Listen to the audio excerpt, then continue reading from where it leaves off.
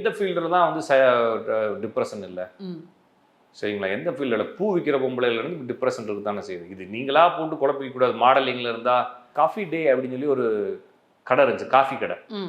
ஓகேங்களா? Coffee day அது ஒரு கடை. அதில் இப்போ அந்த அந்த ஓனர் வந்து தற்கொலை பண்ணிக்கிட்டாரு சரிங்களா? அப்போ அவருக்கு என்ன மன உளைச்சல்னு சொல்கிறதா? இல்லைங்களா? அப்படிலாம் ஒன்றும் இல்லை. எல்லா துறையிலையுமே மன உளைச்சல் இருக்குது. மாடலிங்ல ஏன் இருக்குன்னா சொசைட்டி அப்படி இருக்குது. அதிகமா இருக்கே சார் அதுல. அப்படிலாம் இல்லைங்க, எல்லா துறையிலும் இருக்குங்க. இப்போ ஏன் எனக்கு இப்போ ஜோசி துறையில் டிப்ரெஷன் இல்லைன்னு நினைக்கிறீங்களா? இன்னைக்கு காலையில் கூட டிப்ரெஷன் இருக்கு எனக்கு. ஏன்னா ஒவ்வொருத்தவங்களும் கேட்கக்கூடிய கேள்விகள் இல்லைங்களா? அப்போ எல்லாமே டிப்ரெஷன் இருக்குது, எல்லாத்துக்கும் ப்ரெஷர் இருக்குது.